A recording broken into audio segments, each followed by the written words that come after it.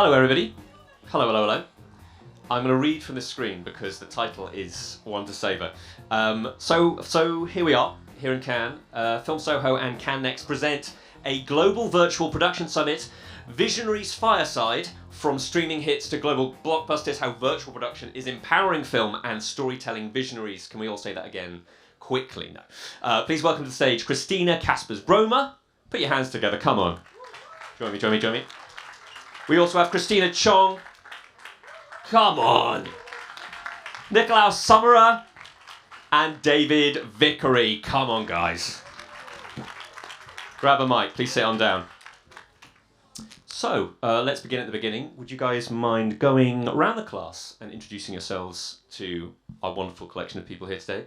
Do you want to start, Christina? Of course I do want to. Hello, my name is Christina Kaspers. I'm Head of Studio and Business Development at Trixter. For those who do not know Trixter is the largest VFX company in Germany. We're working with approximately 300 artists on mainly international features and episodics. Our clients are Marvel, Disney, Warner, Skydance, name them whatever you want. In my role, I'm responsible for the running and the upcoming productions, and here we're of course also looking into optimizing workflows and working with virtual production, AI, machine learning, call it all these tools. Before I did that, I was managing director at Dark Bay. Dark Bay is one of the largest virtual production stages in the world. We shot like many features, of course commercials, and also an episodics there, which was 8099, where we worked together of course with Nik. So there I was responsible for taking the clients from the scripting phase to the final image, because I think this is really needed in virtual production, that you have someone that guides you through the process. Yeah, it's all still new for a lot of people. Christina? My introduction is going to be a lot quicker. Christina Chong. Christina Chong, I'm an actress and I am here for Star Trek Strange New Worlds, which is the latest Star Trek TV show on Paramount Plus, and we use the virtual production a lot in our show. Hello, my name is Nik Summerer. I'm a DOP, cinematographer for the show 1899, as well as a show before called Dark. 1899 was the first show definitely in Germany was done in virtual production, and it was also my first introduction to it, and work with virtual production. David? Hello, my name's David Vickery. I'm a Visual Effects Supervisor and Creative Director at Industrial Light and Magic, working out of their London office. Obviously, Industrial Light and Magic was set up by George Lucas to do the visual effects for the first Star Wars film, and since then we've done quite a lot of visual effects and a lot of virtual production as well, especially with the sort of advent of The Mandalorian and the volume. So hopefully going to be able to share some interesting stories with you today. David, if I could stick with you and kind of put you on the spot here. Imagine I'm a layman, I'm only a film critic, I know nothing. What is virtual production as you understand it? Because to me, it seems to increasingly encapsulate quite a lot of different techniques. Could you try to describe it in a nutshell? Yeah, I'll try and do the nutshell, not use the whole of the 40 minutes.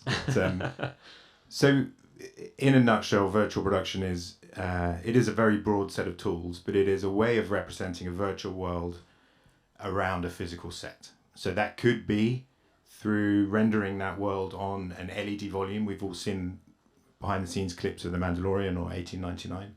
But it could also be motion capture of human performance or animal performance. It could be seeing that virtual world through other media, such as an iPad that you're holding up and actually viewing the virtual world through that. It can be, we have tools at ILM, for example, like our Magic Mirror tool, which is a system that enables actors to get into a motion capture suit and then stand in front of a large screen and see their digital avatar and perform against it as if it was a mirror, so that you can start to get into character and understand how it might move. So that's a nutshell. Yeah, that makes sense. And anybody else, please do jump in here. What sort of technologies are used to make this happen? I don't know whether either Nik or David. So if we stick with the volume or the AR wall for the time being, essentially what we've got is a huge 360-degree space the volume that we have at Manhattan Beach Studios is 90 feet long, it's 23 feet tall, and it's 75 feet wide. And that allows us to take real-time renders using a real-time engine and actually render those through from the perspective of the film camera and display them correctly through the film camera on the wall to create digital environments that we otherwise would not be able to create or visit. And that might mean you're visiting a planet in space, or it could be that you're just visiting a distant location that you are unable to take your production to and film in. Could we maybe have some examples from our whole crew here of the first interaction you had with virtual production when you first thought, okay, well, this is new. How is this working? Maybe Christina? Yeah, so my first experience was during the pandemic when I landed Star Trek, Strange New Worlds. And I hadn't even heard of what I called the AR wall. And they were like, oh, we're using the AR wall. It's what Discovery, Star Trek have used. I was like, it's the same as Mandalorian. So I went on set the first time. And I mean, number one, the size of it as well, and the fact that you feel so immersed in the world. And especially for Star Trek, because we're going, and Strange New Worlds, we're going to a different planet every time. So to imagine that on green screen would be a whole different ball game as an actor. But to have that privilege of seeing it, not only that, but it felt weird the first time because it was like we were talking earlier with Christina. It felt almost like theatre because you're so far, especially on the wide shot, because you're so far away from the crew and they're all kind of stood there watching you. So it feels kind of like you're performing for theatre. So you have to be careful to kind of keep your performance down. But yeah, it was incredible. There was also something that I can't talk too much about, but there was a scene. Shh, this isn't being filmed. But there's a scene in a moving vehicle, and what was really interesting, and I couldn't conceive of how this could actually work on camera, but being in a vehicle and the streets being projected onto the AR wall was, number one, first of all, massively nauseating because the wall's moving and you're not. And oh my God, I'll tell you more stories another day when I can actually speak about this, but it was horrible. But the fact that we could do that when the weather was not, we wouldn't have been able to do that as easily outside in the weather, especially in Toronto in the winter. So experiencing that and seeing how that translated onto camera was very freeing for an actor. I didn't think and it's weird because, like you were saying, it's from the perspective of the camera, right? So unless you're standing right where the camera is, the wall doesn't actually look so real. It's a little bit blurry here and there.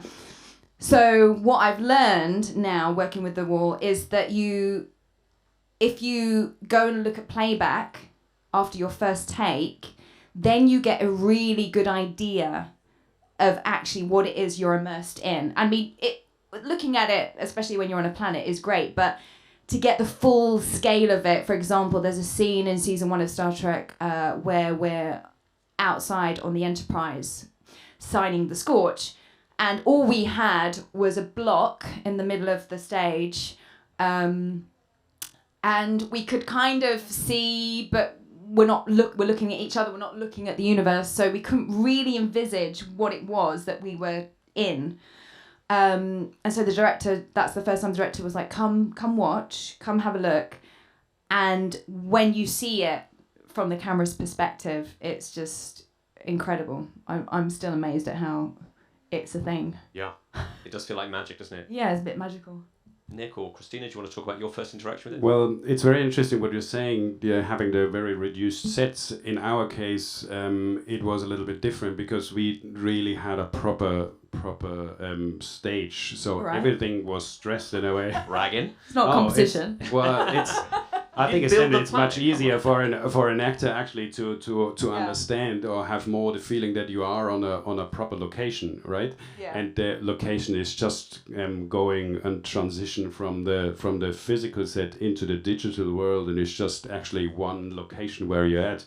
So that was very different. It was a necessity for us, the amount of setups we had to do per day. There were many scenes that we had in these different locations that we actually work this way, that we have everything at the ready and everything properly made for camera.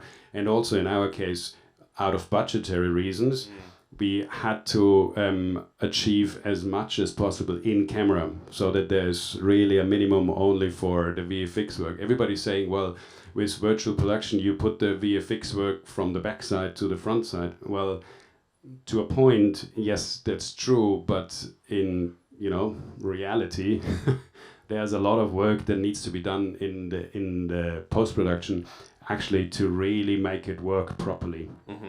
So yeah. And this was your first interaction was on 1899. My first one was in 1889. Yeah. So just to tell the beginning, I thought in the beginning was very intimidating. I was really frightened about the whole thing, I have to say. Yeah, well, at the time when we started, and now that's old already. It was 2 years ago, or 2.5 years ago now. And the only research that you could really do was looking at a making of video from Mandalorian and just watch the Mandalorian, see what's working and what doesn't work, And because it's the Mandalorian, a lot of things have worked. And now we're coming, the Germans who have none of our crew had done anything on this at all before. So we've been all new.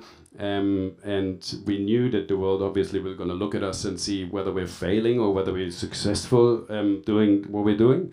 And so that was a little bit intimidating, but I guess, it was all right. Yeah, it's a success. I think we can all agree. I guess it definitely worked out. I think some things that come around that are not only technology-wise important back then were also that we communicated properly, that we had a proper planning phase, that we had time to look at things and ask ourselves, does that really make sense the way we planned it? So these are the things and the topics we ran into, and of course talking budget-wise, because we had to stick to a certain time frame, but we built it all the other shooting days on the same location around the virtual production days, and this made it most efficient, while also talking about that we had to that our set designers have to talk a lot with the VFX company, talking a lot with Nik and his team. And though this was the point where we started, like we were talking beforehand about a glossary, so we invented our own glossary so that we talk the same language actually. You could have the same cheat sheet. Yes, exactly. Can I just talk, David, about how influential The Mandalorian, the work there is on the whole concept of kind of virtual production? Because we're using it a lot as a sort of, touch point for the beginning of all this. Is that fair enough to say? Yeah, I think The Mandalorian was obviously the first major episodic that used it to a great degree. And because it was such a successful product and such a successful series, everybody wanted in. Suddenly it was possible for everyone to shoot on the volume, and for months and months, and still to this day, ILM get requests like, we want to do the Mandalorian thing. But it takes a huge amount of thought and planning and engagement and decision making that happen at the complete opposite end of the production timeline for a project. Post-production does not happen in post anymore. It happens in prep and pre-production. Can I tell you about the first time that I encountered? Because Please. I was thinking about it. So we had a stage down at Pinewood Studios, which is fairly much a blueprint of the same stage we have at Manhattan Beach and at Disney, and also in Vancouver. And I'd gone down to visit it, and I walked onto the volume, and it was all the walls were off, and then this star field faded up, and I'm stood in the middle of a star field. And it is when you have something like that that's dealing with objects at great depth and distance, the perspective works pretty much anywhere in the volume. And I was really amazed to see this, and I kind of joked, "Oh, punch it, Chewie," I said. Someone behind had it queued up, and they actually hit a button on an iPad that launched us into hyperspace, and I nearly fell over. It was a great gag. And then I was speaking to Rob Bredo after the fact, and he said a very similar thing happened on Solo when they were filming that. And you may have heard this story, but the ability to have the camera operator, the DP, the director, the actors all sat within and looking at the same content, it's so invaluable. And on Solo, they were sat in the cockpit of the Millennium Falcon, and they put it into hyperdrive, and to see the reaction on the cast face as that happened was suddenly more interesting than seeing hyperspace, because you've got that level of kind of reactive engagement between all the creatives on the film happening in the moment. So those are the sort of the happy accidents that you get by having enabled by virtual production, for sure. It's chiming in with what Christina was saying. There's more to act off, and it brings out sort of more heightened, more realistic responses, and that's kind of the dream. It becomes a interaction, rather than just somebody performing against a tennis ball, or, you know, did that a lot on Jurassic, or I tried to avoid doing that a lot on Jurassic. But yeah, you get an interplay between those two elements. It's been around for a decent amount of time now, but it's really coming together as being more accessible and possible. Could you maybe give us some examples, whoever wants to chip in, of how virtual production has accelerated in accessibility over the past few years, and what it allows you to do that otherwise you just couldn't really conceive of? If anybody wants to jump in. Are there concrete examples of, we would ne'er dare dream of it, but now we can? I think what I've seen over the last couple of years and the way it's developed is the blueprint that the volume gave us, of a specific size and dimension of volume that we're all used to. We've very much found that clients come in and it doesn't work for them, and it's not the right shape, or it's not the right size. So I think the interesting developments for me is now this sort of more of a pop-up mentality, where we have a client come to see us and say, I don't need £1 million worth of LED screens to shoot a car. But actually what would be really useful is if I could have this little corner here and it's 10 feet high. And so we can build and tailor solutions with the LED volumes that work for the scenario, work for the sets, build things around sets rather than building sets inside of the volumes. So I think as the greater number of people understand how to use the tools, that's where it's becoming interesting, because you're getting different perspectives.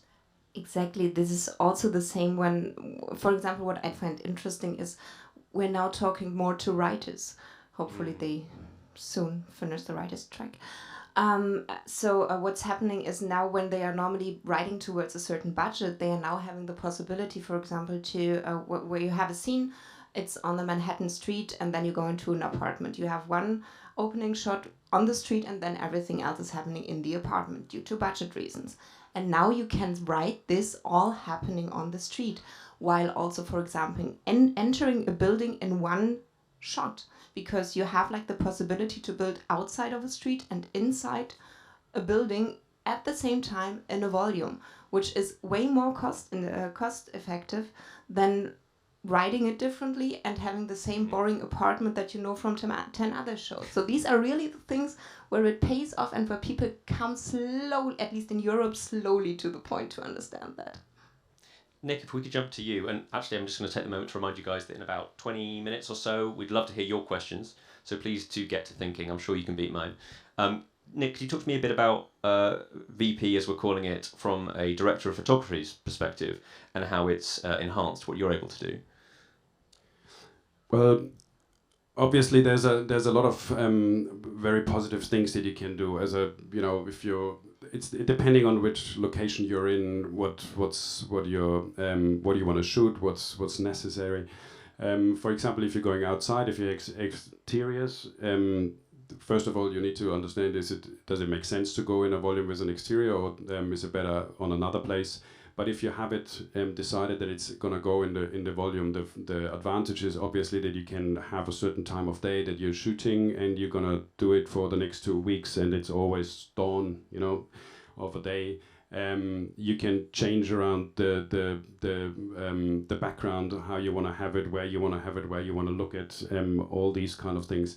So that's certainly an advantage. The other thing is we did I would say, a very successful interior location.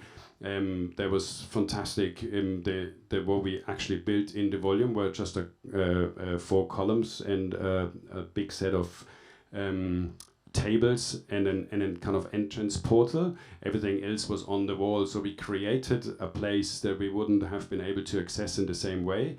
Of course, we could have gone in a major hotel and just built it inside, or built it completely in a studio, but it would always have been very differently. And in the studio, we could have built it, in the volume, we could have built it exactly the way we wanted to have it. We could again change things around. We could even have 3D extras in the background Can I just say that was impressive? That scene, the dining room scene in 1899. I did not know. I watched it when I knew that I was going to be on this panel. I watched it and I was shocked that scene was virtual production. It was incredible. Oh, that's great, yeah. So, and when you see, well, this was a dining room, and it was just our idea of how a dining room in a ship would look like. But if it's necessary that you go in the 16th chapel, and you can't really film there, but you can actually do it in a volume. You can create it there, and then everybody's in there, and it looks photorealistic.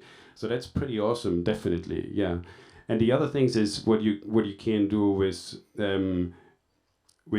virtual production, and that's something for me as well as for the actors, as well for everybody. We all are in this kind of location, and I would always go back and say, look at it as a location, right? It is the physical foreground, it is the physical, it's the digital background, and these two make one location, and that's why you should always treat it this way. But we all are in this location, and we're all looking at the same things. The actors have the perspective of where they're looking at, or where they're behind, where they're in with which location. For example, if you go on the decks, again, what you said, that people got seasick because the sky was moving, and the waves were moving, and the ship and the extension of the ship was moving in relation to it. So that's great, and it does something with you. The atmosphere. Always get your actors seasick if you can. No, it's. I mean, now I know I would have to take seasickness tablets. That's all.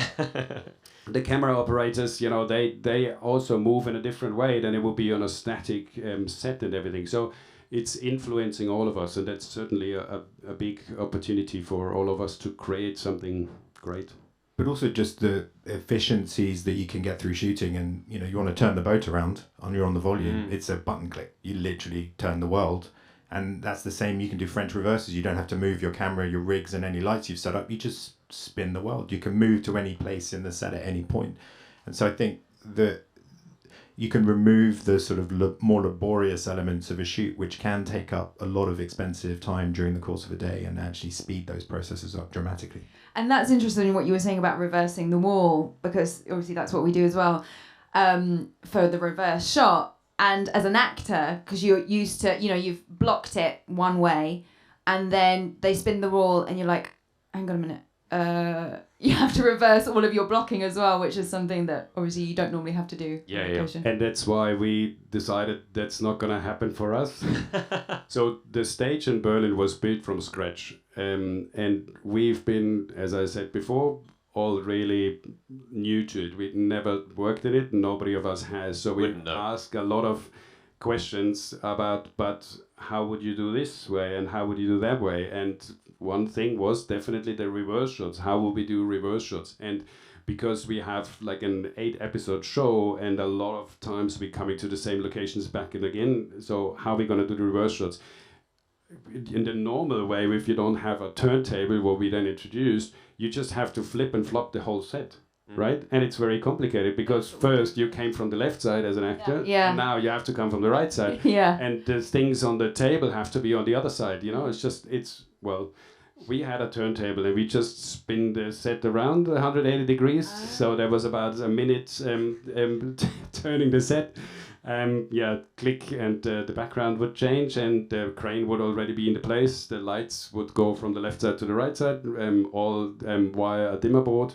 So that was fairly easy, and that we could just shoot on on a location. But it has one downside, because the whole crew was complaining that they don't have time for a smoking break anymore.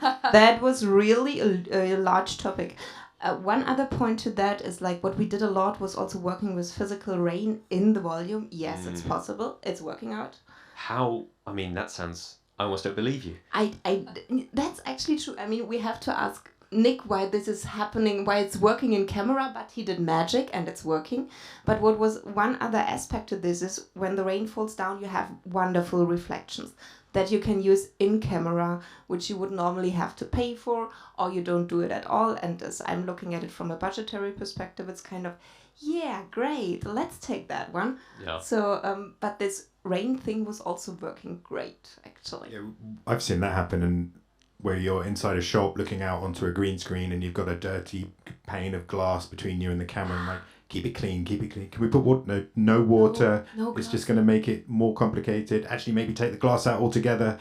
And now, I did a similar setup on a virtual production shoot. I'm like, yeah, fill your boots, make it as dirty as you like, cover it in rain. Oh, more rain. It looks really good. And then suddenly now it's all about the rain, and we're just focused on the droplets. And yeah, I mean, it is a sort of brave new world. But the more I think that the film crews get exposure to the tools and the techniques and start to explore how to use it, I think the most enjoyable time I've had in virtual production was when a director came in, and the director knew Jon Favreau and had been to visit the volume in Manhattan Beach Studios. And John had said, go break it. Like, Go break it. Go break it. Like, push the boundaries, find out what doesn't work, and let's make ILM do it. And so I met with the director, and he was like, what's really hard? And I said, well, this is really hard. And he said, okay, that's what we're doing. I was like, what's happening? Like, this feels like the wrong way for this discussion to have started. But what it did do, it just pushed us all to try new things and not be afraid to fail. And I think that's one of the things, I'm not pitching ILM here, but it is one of the things that we do really well, is not be afraid to take a chance and to fail. And that's what this whole virtual production technology is about, is new learning. I'm getting the sense that it's naturally very collaborative. It's making a very collaborative medium even more collaborative. Can I ask a bit, though, about sort of teaching and training people that aren't so au fait with virtual production? Is that part and parcel of what it is now, is that you have to sort of teach? Actually, yes, you have to teach the people. There is no like study university whatsoever that is like, and then people for a brain bar crew, we call it brain bar. This is the control room for the LED wall, came out of that. So you have to train the physical on-set crew to a certain extent to understand what the brain bar crew is doing. You have to teach the VFX crew what the on-set crew is doing. So we were talking a lot about, what is like, what do you normally do with the physical light, where our VFX guys don't knew these things. And so it was like a really hard and cool collaboration, but not many people are also can do this from the VFX world on the set and with the set stress that is ongoing. We had one great, not great, but it works out in the end, example where we had like a certain brain bar crew. We had one person that was really needed to be there because of calibrating the camera and the trackers. And then this person in the middle of the shoot was not available anymore. And then I was running around, found him in the kitchen eating his muesli. And I was just like, what the hell are you doing there? And he was just like, oh, well, I didn't thought that I was needed there. So you have to have people working there with a certain mindset and also being able to be stress resistant, as Nik and Christina and you guys are, so to be able to do this. And this is something you can only filter by working with these people on the set. More time is required. Yes. More experience. Yes. That sort of thing. I'd like to add a new thing. So, well, I think yes, you need to train the people, and you need to understand what they're doing. I think from the VFX side, they need to understand that it's not a process when I'm on the set, ask for something. It's not a process of it. Yeah, I can take my time and eventually it's done. I need to know how long it takes and when it's finished, and then it needs to be finished at this time. And that's harder for VFX people to understand, because they had a different set of pressure, but not this type of pressure. So that's one thing. The other thing, what is very, very important, was in our case, it's different on a location where you have only one piece and a lot will be added in the back in the VFX work. What was very important for us, that the art department understand. The art department is now divided in two pieces. There's a physical art department and there's a digital art department, and that these two communicate with one another. It's all under the guidance and leadership of the production designer still, but these two departments work together. So what our production designer did, he took the VFX guys actually into the craft works in the what's it called, in the workshop, to show them what the painters are doing, how they're mixing colors, how they're painting the sets, and what's coming out of it, you know. And then the other way around, brought the painters to the VFX guys and see how they created colors and everything, so that when these two elements come together, that a yellow that is, you know, seen as a yellow is actually a yellow that we're talking about, and it's this specific yellow, and how can you make sure it is? So that's a very important thing as well. Something interesting I saw on The Mandalorian was that instead of building full-scale sets, a lot of it's obviously digital now if it's in the volume, they would actually, the physical art department would build scale models or scale versions of physical sets that we would then scan and bring back in and digitize. So that's a really seamless collaboration, I think, between the physical and the digital parts of the world, and a great way to make sure everyone stays engaged in the process. What this is preventing, though, is people getting to fly across the world and have a great time. Like, this is, you know... But we're sustainable all over. Yes, we are. But maybe one trip to Hawaii... Or Mexico. Or wherever Mexico, you know. would be... Just please. If the set visit could just take me not to a massive warehouse in LA, that would be great. But also the pro being in a studio on a stage is weather. Like, I get very cold. I mean, we film in Toronto. I filmed in like minus 17 degrees in a wind tunnel. We managed to find the coldest part of Toronto to film in January, minus 17 degrees, but probably was actually felt more minus 30 in hardly anything. And that means now I wouldn't have to necessarily do that. We could do, you know, the heat and the elements and everything. You don't have to remove the shivering in post. Yeah. We did that in or the breath. Vancouver on Jurassic, and we'd shot an entire scene. A day and a half it took us to shoot it, and it was beautiful, clear, you know, no snow on the ground. And then it snowed on day 2, and it covered everything in 3 inches of snow, and we had to shoot the entire scene again. But that wouldn't have happened on the volume. We would have lost some things for having been on the volume, but, you know, the continuity of weather is one thing, continuity of light is another, and it definitely, there are benefits to that. Carry on, please. And it was just saying we could still join the location recce's though. Yes, that's So true. The recce's. Don't forget the recce's. Yeah, they're I like the element of pre-planning that it could bring as well. Like, so if you go to scout a location and it's a very distant location and you've got 5 different locations on your feature, you can actually, if you scan them and photograph them and bring them into VR, it may not be the volume, it might be through a headset or on an iPad. Then actually you can continue to scout that location from the safety and the comfort of Pinewood Studios or wherever. And you can have a virtual art department build sets within that digital volume, and you can build it, and the director can get involved. The DP can look at the sun path and decide what time of day you need to shoot it. So all of that pre-planning can happen before you go back to the location. A reminder, guys, that we would like your questions, and we'll have a glamorous assistant come up to you with a microphone, I'm sure, maybe after my next insightful question. We've got a hand up here already, which I love to see. So, no, let's go now. Yeah, please, come on down. Please say your name and ask your question. Yeah, thank you, Gabriel Reyes from Mexico, and we're very glad to have you here. I have 2 questions, really quick. One, how important is photogrammetry for you guys and 3D elements versus plates? The second one, what are your calculations regarding the democracy of virtual production? What I mean is, you are AAA studios, so when do you think indies and low budget films can have this technology? Great questions. Yes, and the third question is for 1899. In Baja California, we had a huge studio named Baja Studio where Titanic was filmed, and this studio was closed because of virtual production technology, and specifically 1899 because the water tanks are not needed anymore. What do you think about that? What have you got to say about that? Shame on your time. I'm just kidding. Those poor water tanks. Well, what can I say? Well, that means we've been successful, so that's a good thing. Yeah, I think it's more controlled in a way to shoot the whole scenes in the volume. So with the ship deck, maybe it makes more sense to go in the volume because it's a limited space. One of the problems with volumes is a lot of times that they are actually, also they sound very large, they're actually not. And when you think like you should be away from the walls like 5 meters, it's just a circle that you can stage your actors in is round about 12 meters or so.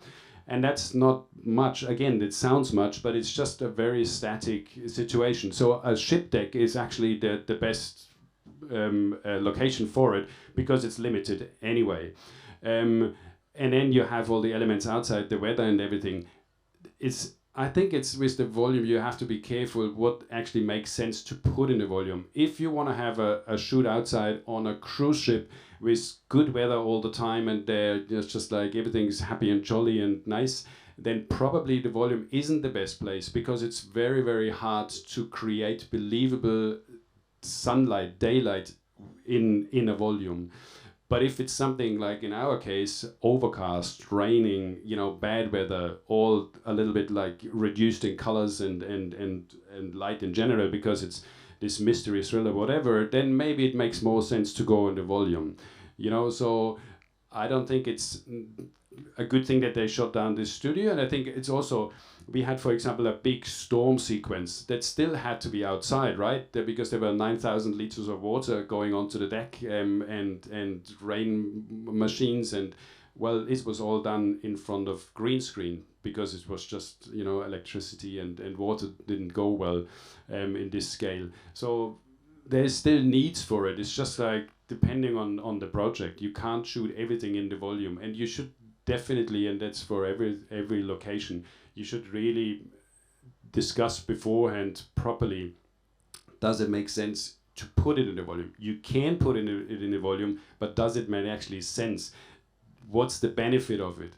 Because we've seen, unfortunately, also a lot of volume shows that have not been successful in the results that they created. They didn't look believable or whatever. And I think one of the biggest issues was that it was just the wrong location in a volume, and so Cure-all. Yeah. Yes, it's. I mean, also looking when we're talking about democratizing virtual production, I think it's possible, but you have to get your budgets upfront. And normally, we all know it when we do have need to finance a film, a feature, or whatsoever. At least for the European market and especially for the German market I'm coming from, I'm getting the budgets while I'm shooting. That's too late for virtual production, obviously. So if we for the European market can calculate with the tax funding, we would anyhow get development funding.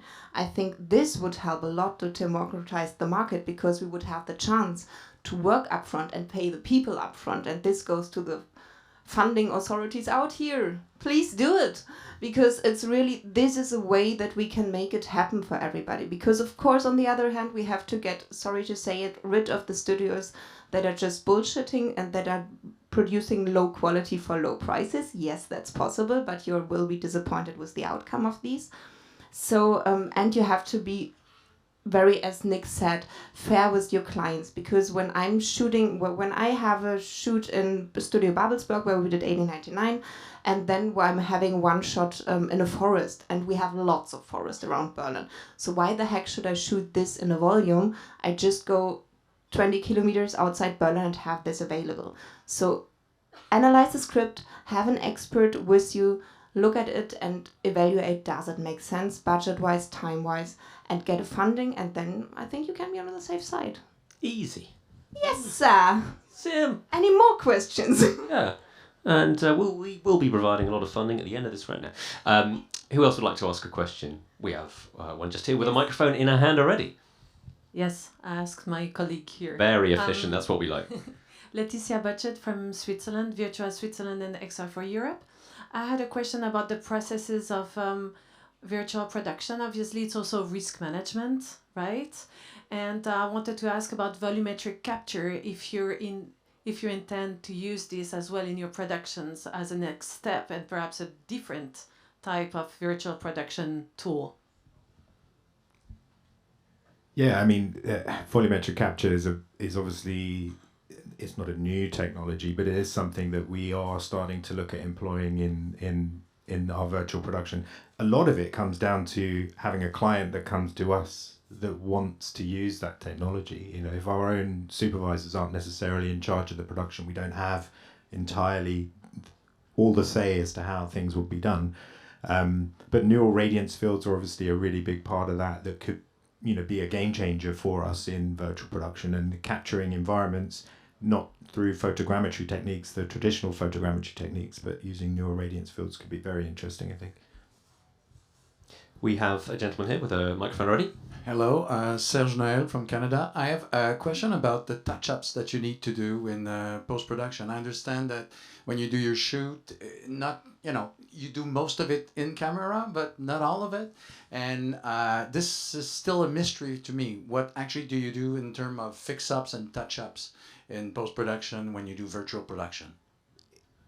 It's a very good question, and one that I had when I went the first time to the volume, and it does come down to, so I'll back up a little bit. So in the motion capture volume itself, you will often see the seam between where the ceiling panels meet the wall panels, and you'll also often see motion capture cameras dotted around, and you might catch bits of the floor, or there might be elements of the digital set extensions where the color correction on the LED volume need to be matched a little more closely to the physical set. So those are the types of cleanups that you might end up getting. And it becomes about managing it on the day, much the same as you would with a practical shoot. You're trying to make sure there aren't lighting stands, sorry to pick on the lighting department, or cables or extra personnel or bits of bad green screen. You're trying to manage that during the course of the production. And I hate to say it all comes down to planning, but it really does all come down to planning and making sure that the filmmakers are completely aware of what they're trying to film and how they're trying to film it. So some of it's education, but there's definitely cleanup that is needed for sure. It also depends a little bit on in our case, we tested a lot the camera, what kind of camera we're using, what kind of lenses we're using, so that you kind of limited already anything problems with moire or anything. You might have banding in some occasions, but moire, for example, was something that we've been aware of beforehand, and we feared in a way. We never really had any problems with moire during the show. The closer you get, obviously, in the size and the framing, the less problem it is. The larger you are, the wider you are, the more you see all these kind of like where the sets actually ends or the wall ends. And it is also a question, I guess, when you look at the first examples of the use of LED technology in 2012, I think, or 13 in Gravity, they had the wall only for lighting purposes, and it's kind of like grew, but still to this point there are larger productions that use it still basically as a, they exchange it later and enhance it, but they have all the lighting references and everything that benefits from the wall in the foreground. So this is not something that the VFX has to create later, but regardless of it, the wall's going to be exchanged. So it depends also on the production and I guess what you're aiming for. If you have the budget, then maybe that's not an issue. In our case, it was an issue, so we needed to have over 50% in camera. We achieved that, even more so. But it was, a lot of working together with VFX and myself and my crew and the director as well. You have to have everybody on board to make this possible. Otherwise, it's not working. I just a little follow-up. I understood that there was an issue with the... sometimes you have to have the background slightly soft so you don't get the pixel. Is that also something that you were concerned with, that is an issue when you're shooting?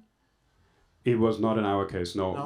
We also, what you can do is just have, depending on the lens that you have on, depending on the focus where you put the focus, the stop that you're having is just like, obviously you have a shallow or not so shallow depth of field and the wall out of focus. But what you can do is also to have, according to this information, the wall also going softer into out of focus. We didn't use this either, so we just let the lens do basically all the magic, and it was never a problem for us, no. Christina, did you have something to to add to the point before, of course, yes, when you have sufficient time for planning, it works out. But in the end, you could always also use the LED wall as a green screen as a safe backup. I would always say for every shot a little bit of cleanup for the VFX post work, just in case, to be on the safe side. This is a little bit conservative, but I would always do it at the moment. To the second point, I mean, you can never have the wall in focus. So this is something that we also have to train our clients, zooming in and out the wall. That's not good. In review, that's not good. Just whilst I've got you, Christina, as well, I wanted to ask a bit more, because I meant to ask earlier, but I'm going to ask now. How are actors discussing this new technology? Is it with eager anticipation, or is there a certain hesitance around it all? I am asking you, I appreciate, to represent all of actordom, but if you wouldn't... Well, there's not that many of us who've actually used the VR wall, so it's all very new to us. I've shot 2 seasons now with Star Trek on the wall, and it's very much a learning as we're going along. For example, this last season, where I was talking about the moving vehicle, that was a new experience. That was, you know, for us, I think it's a lot easier than it is for you guys, because it makes our job easier. Whereas you guys have to actually, you know, there's a lot more planning involved, there's a lot more to think about. For us, we just turn up, and each day when we're on a different location on the wall, we walk on set and we're just like, oh my God, look at this, what they've created. We just get the benefit of all the hard work you guys have done. And then we walk on and it's easier for us. But like I was saying before, it's just the difference in actually how can we help make the director's job easier, because they can see through the camera something we can't necessarily see perspective-wise. So it's getting behind, looking at playback to really feel the world as the audience will see it, and then, you know, just picking up on being able to reverse choreography and you've got to be so ready. I mean, there's no room for that break to, you know, learn your lines or double check your lines as they flip the boat around, because you've got to be ready now. Yeah, so it's just being on it and learning as we go. And I think, well, like I said, it's much easier for us.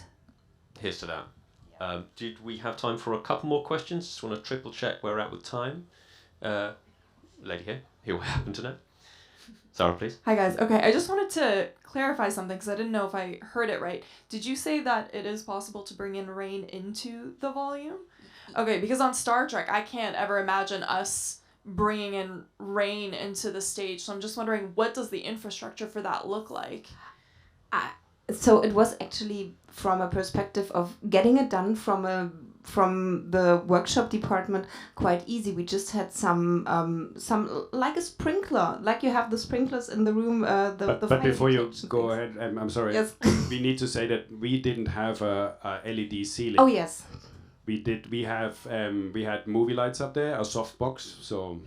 But like, where would I mean, there's just so Where much. does the water go? So we had a pool built in where we had like 5 centimeters, and then we were like there was a certain pressure coming out of this, like a shower, and this pressure was measured that it does not hit the wall, and we had like these. Absolutely easy. It's just a little bit like Press the button, and yes, there were like a fire department outside checking that we don't do like that we didn't put too much rain in there, but it really was working. So we had a pool, and then poor people with like a vacuum cleaner for water had to come over every 5th take and take the water out. That's the reality. The but glamour. it worked. The glamour. But it was a lot of discussions before this has happened, because first of all, rain and electricity is not working, and it was actually due to the persistency of the director that this was happening here, because everybody else said, never Don't do that. That's not going to happen. But he said he wanted so badly, and then, well, you know, as it's in film. Well, that's what went through my mind, because I heard it and I was like, no, that can't be right. And then so I had to ask the question. But we lost the insurance on the panel while doing that. That you did. We have time for just one last question. Thank you all for attending. I've really enjoyed myself. I'm sure Thank you you guys have too. But was there a lady here that wanted to ask a question? Was that right? All this is new to me, and I'm fairly new in the film world. Bit closer, if you don't mind. Yeah. So my question is a simple one. if you're creating those backgrounds for a movie, will it come to the point where there will be backgrounds created and you can buy them for your movie? Yes. It'll be another business. So that's what it is, yeah. Yes, I think for the time being you have to adapt every background to a certain stage, because a stage has a different pixel pitch, a different size whatsoever, so you have to measure it, but it comes down to the point that so you already can buy libraries for assets in a set, but I know that many companies are working, of course, for their own virtual production stages also on libraries that you can reuse.